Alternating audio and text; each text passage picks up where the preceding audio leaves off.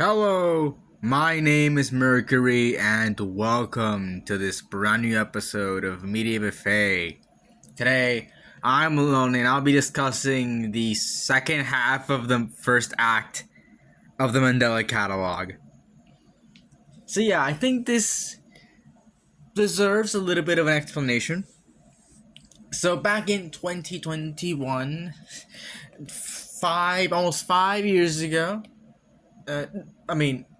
it was 5 years ago, but this episode released in November of 2021. I'm pretty sure around there.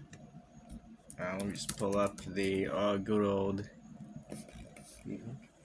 Let me pull up the good old Wikipedia. Yeah. So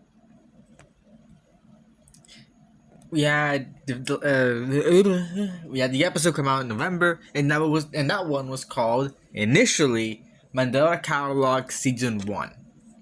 That's because the last episode at that time, Exhibition, was the last episode of Season 1, and Mandela Catalogue Volume 2 would start off Season 2.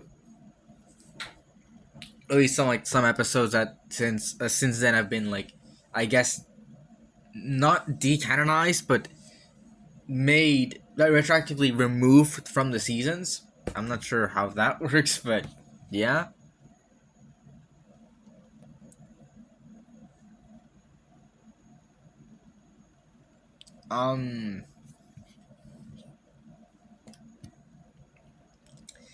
But then I found out that that's not the case anymore. That's not how Alex Kister, the director, creator of the Mandela Catalogue, divides it anymore. It's divided by acts, which specifically include 3 other episodes as part of Act 1, which are Mandela Catalogue Volume 2, Volume 333, and Every Day Gets Brighter. So, for us to continue on with Mandela Catalogue, we'd have to discuss the second half of the first act. It's not like Mandela Catalogue has really gotten to a point where I can talk about it. As I can continue to talk about it, Act 2 has not fucking ended yet. I'm gonna say that Act 2 has not ended yet.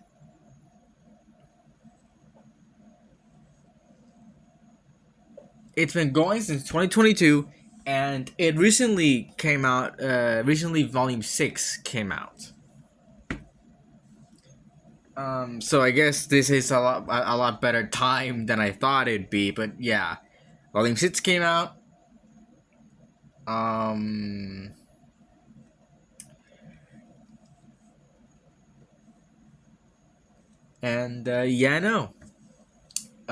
This was supposed to come out in August, which by then the previous episode would have been Cognito Hazard, which came out in April. Yeah, I have not kept up with Mandela Catalogue for a while. The last episode I watched from Mandela Catalogue, I think, was Volume 4. On day and date, I think it was Volume 4, and I think after that I just kind of didn't watch anything else, because I don't remember anything else after that. But I remember it being 40 minutes, and I'm going holy shit, it's 40 minutes long. It's a really long episode, and it's still the longest episode. But yeah, I haven't watched any other episode, so I'm currently waiting for Volume 2, Act 2 to end. It's currently going on for 12 episodes. So yeah, I'm waiting for it to end, and then after that, we will be discussing Volume 2, Act 2, as a new episode. It'll be released relatively quickly after, quote unquote, relatively quickly after its release, but you know, if suddenly it's announced that Volume 6 is the end of Act 2, which, I mean, looking how much bullshit there is in the thing, and maybe it is, then that means I have to push some things, but that's beside the point. That's beside the point. So, yeah. I'm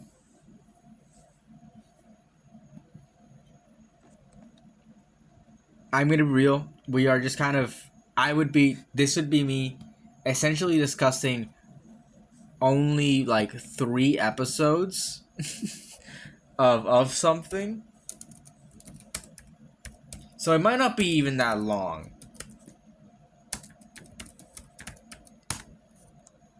It might not even be that long. So I mean, you never know how much I can fucking talk about 3 episodes, but you know, you know.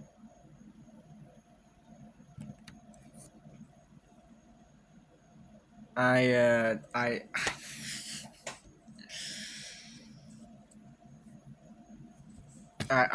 I know I'm very much known to talk a lot in these episodes. If I close the fucking tab, I'm gonna kill myself. Anyways, no, okay. Good. But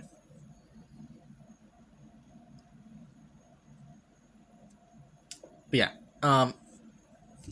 let's not like beat around the bush. Let's just get into it. I'm gonna be talking about this show in a much different way. Its plot is something you're meant to piece together as you go along, instead of it being just kind of like uh, shown to you, I guess.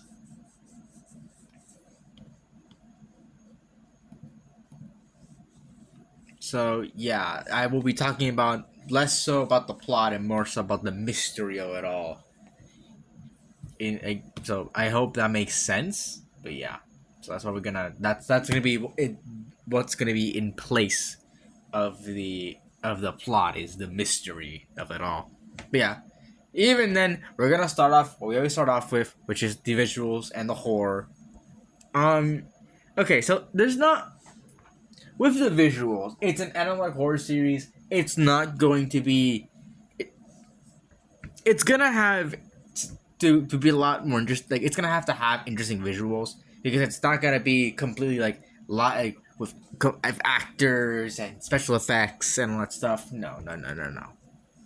It's not going to be like that. Even though the first episode, which is volume 2, does kind of have like that found footage aesthetic and like way of filming, which is very much uh very much appreciated. That's not going to be what the show itself focuses like. Is that's going to be its primary like way of showing things, you know. So it's gonna be mostly like interviews and audio tapes and all that kind of stuff.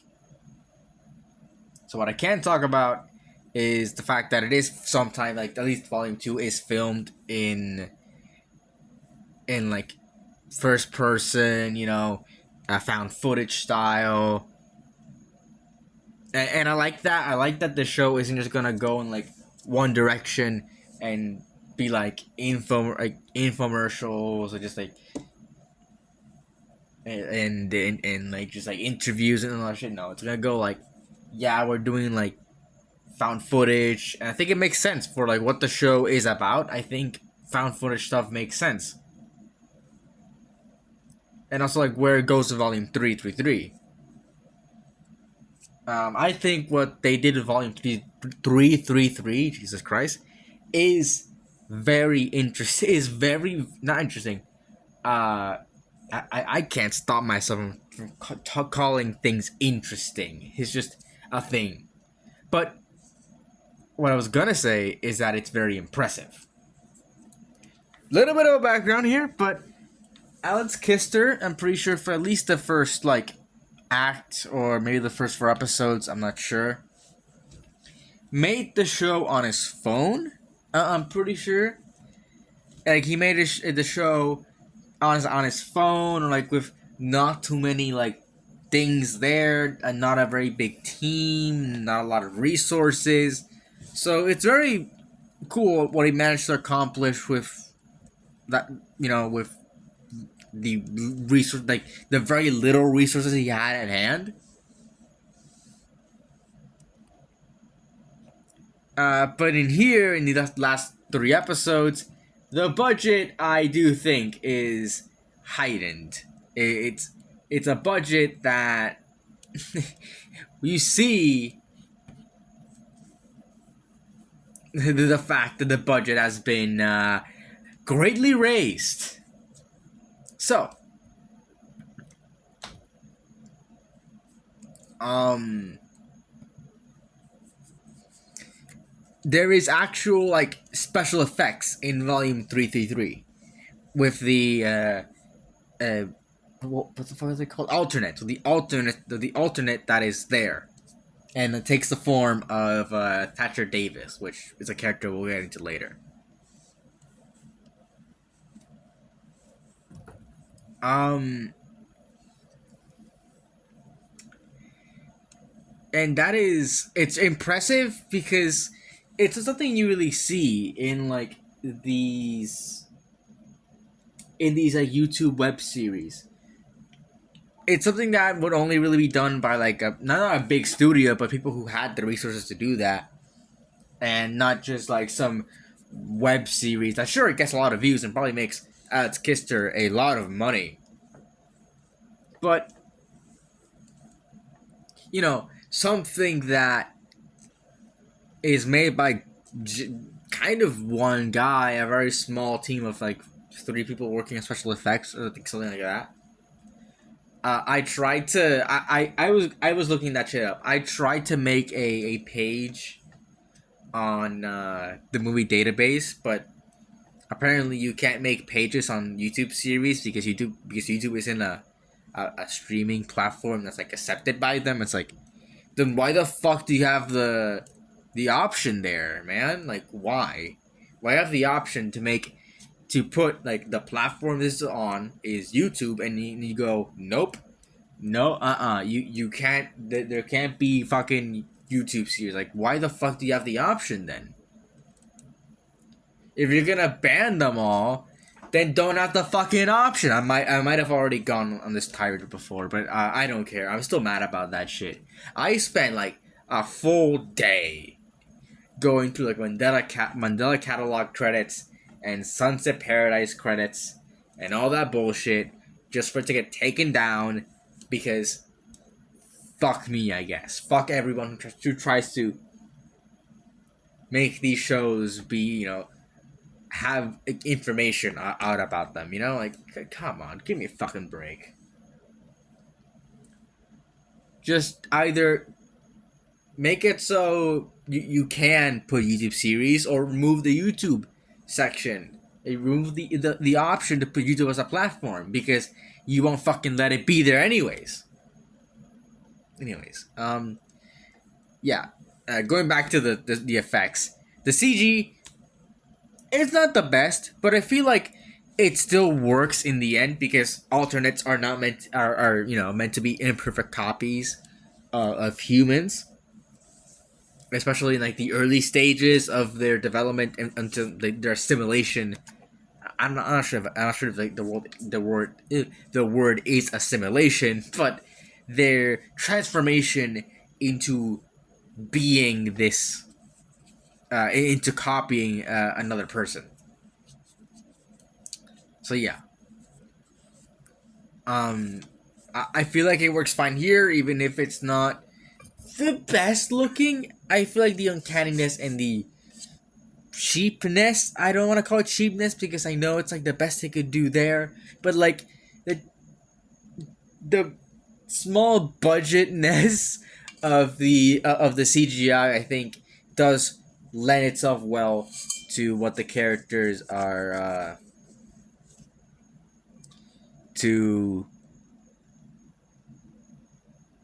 to like what is like what the world is, to what the alternates are and all that stuff, you know? Not just like, oh, they're a big scary monster, whatever the fuck. They have like this weird aura about them. They're uncanny valley, and I like that because CG's like bad CG especially looks a lot like it looks uncanny valley as shit. But yeah, the horror. I think like I don't know if it's just me, but I don't get scared a lot by like I guess horror media. I'm a pussy when it comes to horror games. I'm gonna be fucking real with you, but horror like movies and shit, not really. But I feel like the horror here is done very well, especially for people who are scared of analog, or who are into analog horror. Again, especially with the uh, animation and all the effort that went into making it feel a lot more a lot more like a big production. I think really lends well to the horror and all that. So, yeah, like to me, it's not scary, but like I can definitely see like the tenseness of the moments and where the fear factor is, and I can see it. It's just like I think horror just like isn't for me. Not because I'm a pussy bitch, but because it's just not my cup of tea. It's not my cup of tea. But yeah, there's one to the characters. I don't have much to say. I do have some problems with the characters, and that's mainly because of the writing. Not around them, around like the series. Around like it's fucking weird. Like problems with the series is writing of the characters instead of the actual characters. Because Adam Murray, starting off with him, because he was like one of the big characters introduced in Volume 2. Is an interesting character to follow, but I think the main problem with the character is the fact that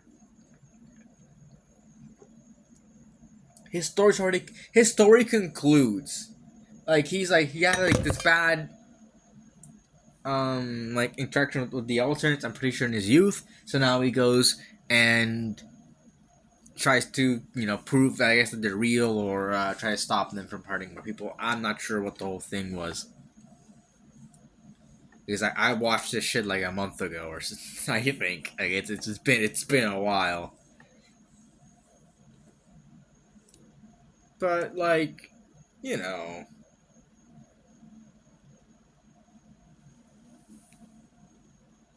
it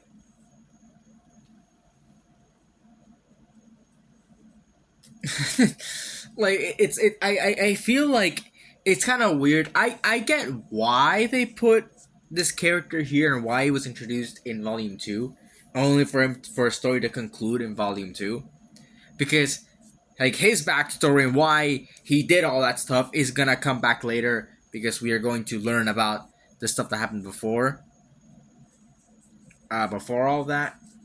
But looking at like it being in the season, Adam Murray and Jonah Marshall's like little adventure here, I feel like it's an unnecessary time skip. Right now, I feel like it would have been a lot better if the show continued on in the order it's in right now, with it being about finding out what happened to like Mark Heathcliff and I forgot the other fucking guy's name, but like finding out what happened to him and all that stuff, and like that's like the main plot of the story. Actually, I'm gonna pull up my review of the thing, since I don't have a fucking idea what I'm talking about.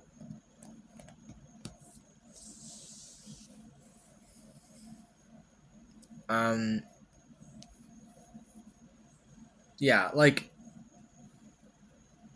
I don't know why they're here. I know why they're here, because Kister wanted to establish the Murrays, but I feel like it would have been better if we established the Murrays, like the father and mother of Adam, before Adam, because at least like we would have been introduced to these characters and know why we need to care about why we need to care about Adam. But because I feel like just the just the kind of weirdness of having them be like having like the time jump from the 90s where we are in, I guess the first part of like the first half of the season to then 2007 with Murray and Jonah, and then going back to the 90s and going back to that thing with Thatcher. It's a bit weird, and I know we keep following Thatcher, so in like volume in Act Two, so I don't know why we're going here, unless it connects, unless whatever fucking thing um Kister has is like it connects way, way, way later, or something. I don't know, but I guess we'll see. But yeah, Adam as a character is fine, and I like that about him. Like I like all like the motivations, the care. I think his acting is really good, but his introduction really irks me. And like Jonah, kind of the same way, but less so because he's less of a character. I like how Adam is very focused on actually getting the mission done and not stuff like he stops caring about the money. He knows it's a trap, or like at some point he knows it's a like what he got into is a trap set by an alternate. He's just so like close to it. He's close to having proof that he wants to be there, and Jonah obviously being a lot more, I guess, normal, decides to fuck off. So yeah, um,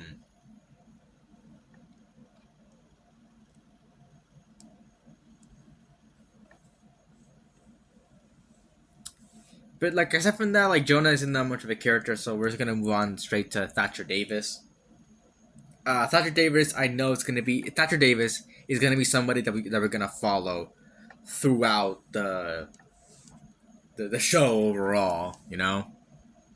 It's gonna be somebody that we are going to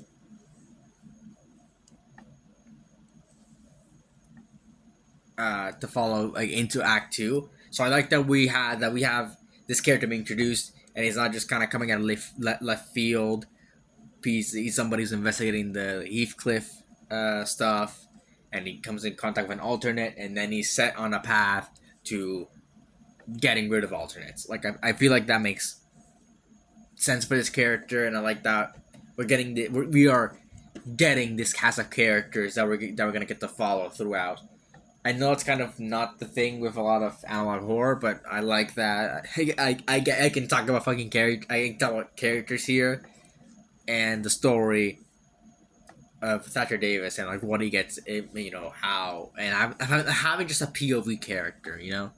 I feel like that does wonders for this type of show, especially with like the mystery that Kiss is trying to set up with it. But yeah, um,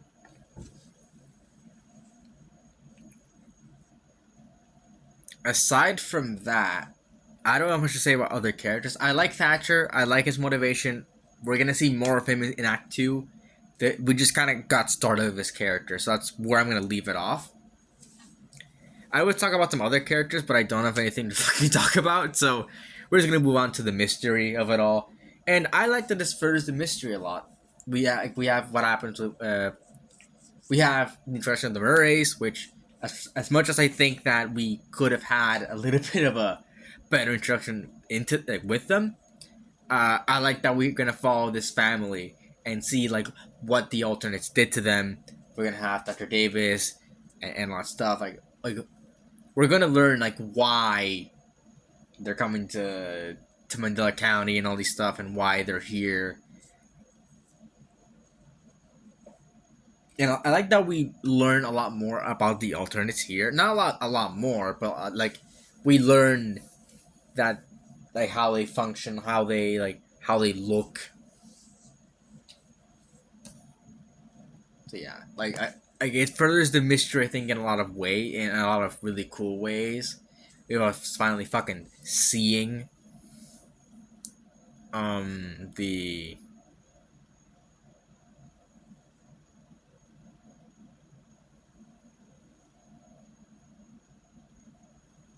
Um, I really don't know where I was going with that. I was kind of fucking spitballing with bullshit, but like,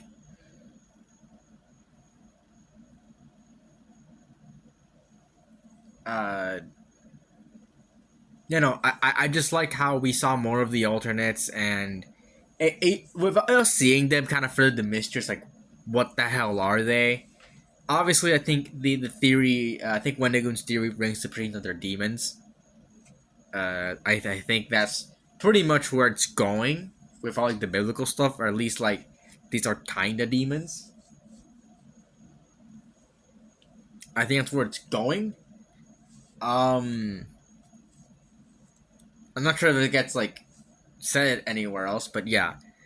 And also speaking of like I guess the mystery, like the plot overall, I like how the world building is in the show. It's not something I mentioned in my serialized review, but I like how it is that throughout like interactions with Jonah and Adam, we hear like, oh, like, why I wonder why this discontinued all the technology, why we can't use it, why it's banned. And I like that because like it flows with the world building that we've gotten before, with the fact that alternates can and will inhabit like technology and stuff, and that's how they kind of got into a lot of things. So yeah, I like that. I like that a lot. But yeah, the mystery of the alternates, like I've been saying a million times, with us seeing one and seeing how they work and how they function, and like how they take care, how they go around and like impersonate people. It just added on to the mysteries of what how they're doing here and what they want from humanity. But yeah, overall, I do think these 3 episodes are better than the first half. But as like a full season, full like I guess full quote unquote season of television of like anything, I do think it suffers from it being kind of thought as not part of the of one season, if that makes any sense. These 3 episodes were not meant to be part of season one, of like not meant to go together with the first 4. They were meant to be the start of a new season, and I get that, but that's not how it is right now. Now I have to take into account that these are the last 3 episodes of the first act and not the first 3 episodes of the second season. So yeah, I think Exhibition is a stronger ending, but these are stronger episodes. So that's why I'm going to give it an A tier. So yeah, I'm just gonna say it generally because we never got around to talking about Mandela Catalogue in this in on YouTube. What did you guys think about the first act of the Mandela Catalogue? Leave in the comments below, and maybe your theories about like where the show goes next. I would say try to avoid spoilers about the most recent episode, but we're fucking media. I don't care if you want to spoil it. Spoil it. I won't stop you. So yeah. If you want to give us your feedback, you can like or dislike the episode on YouTube or rate us on Spotify. If you want to stay up to date with our content, you can subscribe on YouTube or follow us on Spotify. And if you want to check out any of our socials, including the podcast Minds and whoever is joining me on any specific episode, they are in the description, including all of my review sites where you can see early reviews for things I'm going to cover on the podcast or things that are related to things I'll cover on the podcast. So yeah, that's about it. See ya.